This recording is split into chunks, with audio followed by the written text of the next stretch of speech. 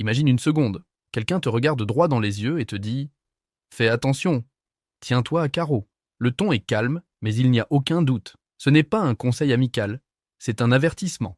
Et là, sans vraiment y réfléchir, tu comprends immédiatement ce que ça veut dire. Reste tranquille, ne fais pas de vagues, ne dépasse pas les limites. En clair, ne fais surtout pas le malin. Mais pose-toi une question honnête. Pourquoi un carreau? Pourquoi pas se tenir droit, se tenir sage, se tenir tranquille? Pourquoi cette image étrange, presque géométrique, s'est-elle imposée dans la langue française pour dire « attention à ce que tu fais ».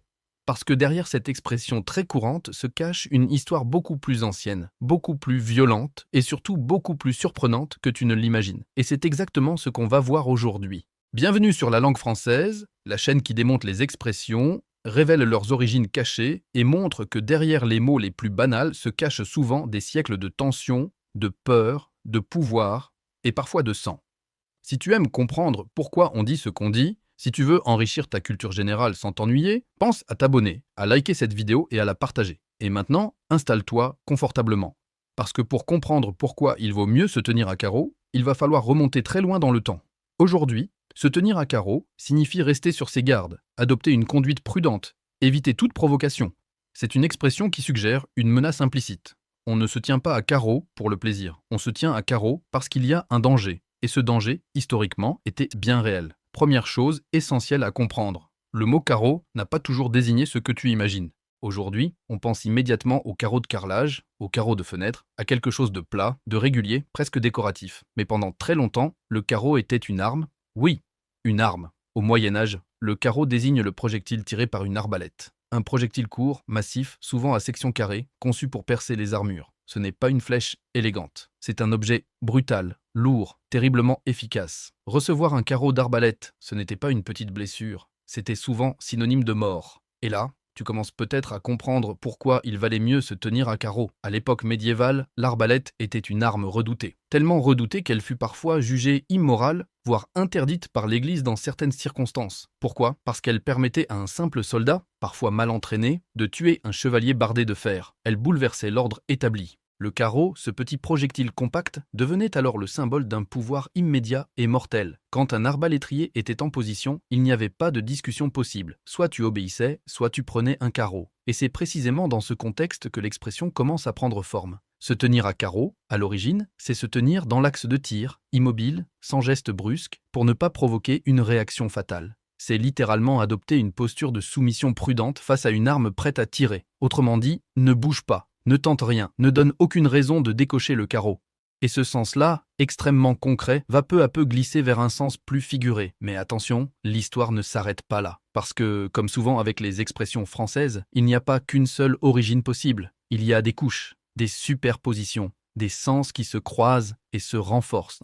Car le carreau, ce n'est pas seulement le projectile de l'arbalète, le carreau, c'est aussi le quadrillage, la forme carrée. L'alignement. Dans le vocabulaire militaire, se tenir à carreau, c'est aussi se tenir droit, aligné, discipliné, dans les rangs, sans dépasser. Et là encore, on retrouve la même idée fondamentale, la discipline imposée par la peur de la sanction. À l'armée, on ne se tient pas droit pour faire joli. On se tient droit parce que quelqu'un surveille, parce qu'il y a une hiérarchie, parce que la moindre erreur peut être punie. Et plus on avance dans l'histoire, plus cette idée s'installe dans la langue. Se tenir à carreau, ce n'est plus seulement éviter un projectile, c'est éviter la réprimande.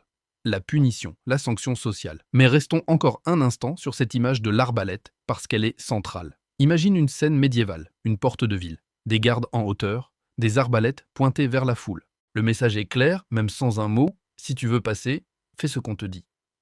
Et surtout, tiens-toi à carreau. Ce n'est pas une expression douce, c'est une expression de pouvoir. Et c'est précisément pour ça qu'elle a survécu. Parce que les expressions qui durent sont celles qui encapsulent une expérience humaine forte, la peur, l'autorité, la contrainte. Et cette expérience-là, elle est universelle. Avec le temps, bien sûr, l'arbalète disparaît du quotidien.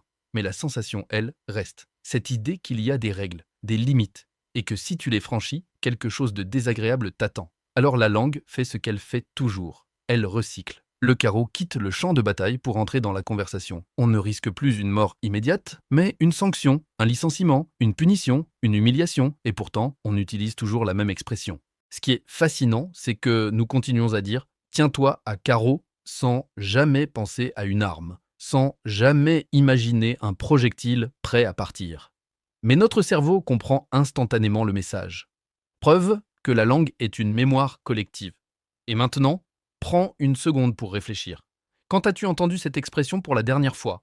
Dans quel contexte? Un parent à un enfant, un patron à un employé, un professeur à un élève, un ami à un autre ami, sur le point de faire une bêtise. À chaque fois, il y a une asymétrie de pouvoir, quelqu'un qui avertit, quelqu'un qui risque quelque chose. Et ce n'est pas un hasard, parce que se tenir à carreau n'est pas une simple recommandation, c'est une mise en garde, et c'est exactement ce qui va nous amener à la suite de l'histoire. Dans la suite, nous verrons comment cette expression s'est définitivement installée dans le français moderne, comment elle a quitté le champ militaire pour envahir la vie sociale, comment le carreau est devenu symbole d'ordre, de contrôle et même de surveillance, et pourquoi, encore aujourd'hui, on l'utilise sans même s'en rendre compte. Mais avant d'aller plus loin, pose-toi une dernière question. Si une expression née d'une arme médiévale est encore vivante aujourd'hui, qu'est-ce que ça dit de notre rapport à l'autorité?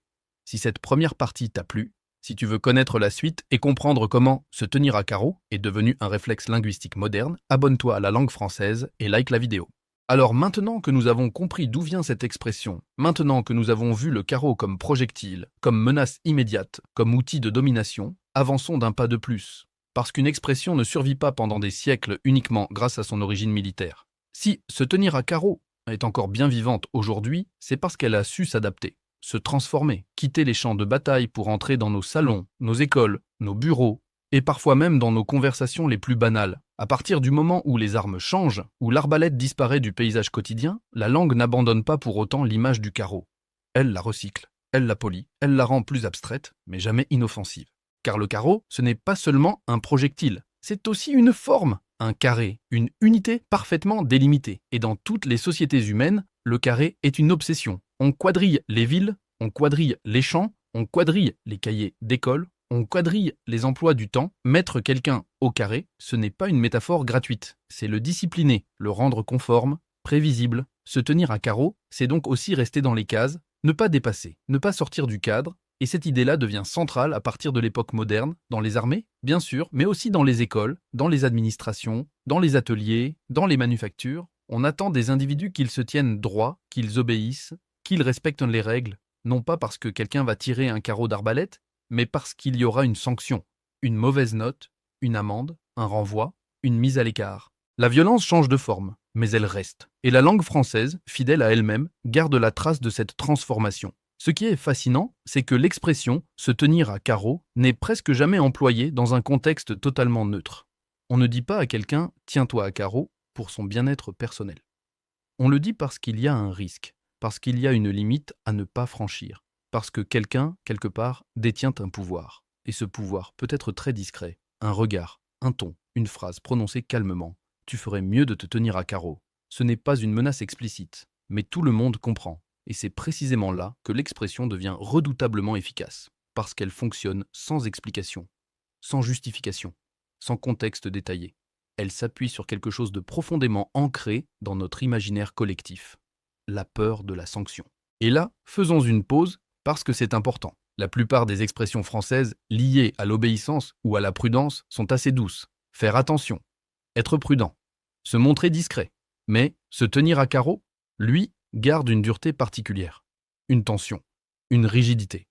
Ce n'est pas un hasard, car cette expression a toujours été utilisée dans des rapports asymétriques. Parent-enfant, maître-apprenti, patron-employé, autorité-citoyen, celui qui dit « tiens-toi à carreau » se place toujours au-dessus. Il avertit, il prévient, il rappelle qu'il y a une ligne rouge. Et celui qui reçoit l'avertissement comprend qu'il vaut mieux obéir. Ce qui est encore plus intéressant, c'est que cette expression n'a quasiment jamais été retournée. On ne dit pas à son supérieur « tiens-toi à carreau » ou alors c'est de l'ironie très agressive, de la provocation pure. Preuve que l'expression est profondément liée à la notion de pouvoir. Et maintenant, regardons comment elle s'est installée dans le français contemporain. Aujourd'hui, on se tient à carreau face à un chef, face à une administration, face à une situation délicate, face à quelqu'un qui pourrait nous nuire. On se tient à carreau sur les réseaux sociaux, on se tient à carreau au travail, on se tient à carreau dans certaines conversations. Autrement dit, l'arbalète n'est plus visible, mais elle est toujours là. Elle a simplement changé de forme. C'est peut-être un règlement intérieur, un algorithme, un contrat, un rapport hiérarchique.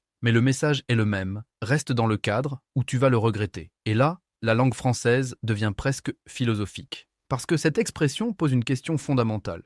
Jusqu'où peut-on sortir du cadre sans danger Se tenir à carreau, c'est accepter une forme de contrainte, parfois volontaire, parfois imposée. Et ce n'est pas forcément négatif.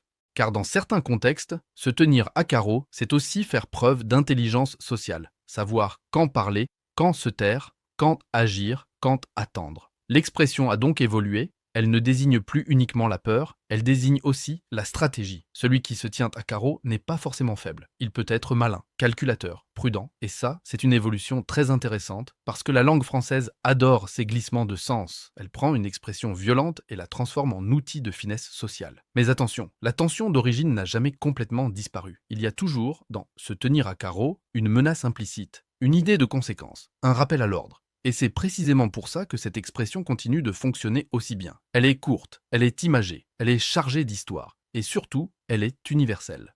Tout le monde a déjà été dans une situation où il fallait se tenir à carreau. Tout le monde a déjà senti qu'il valait mieux ne pas faire de vagues, ne pas attirer l'attention, ne pas provoquer. Et en une seule phrase, la langue française résume tout ça. Alors la prochaine fois que tu entendras cette expression, prends une seconde. Imagine l'arbalète. Imagine le carreau prêt à partir, imagine le carré, le cadre, la ligne à ne pas dépasser, et tu comprendras pourquoi ces trois mots ont traversé les siècles. Si tu as aimé cette plongée dans l'origine de l'expression « se tenir à carreau », si tu aimes découvrir ce que les mots racontent vraiment de notre histoire et de nos comportements, abonne-toi à la langue française, like cette vidéo et partage-la autour de toi. Et dis-moi en commentaire dans quelle situation as-tu dû récemment te tenir à carreau.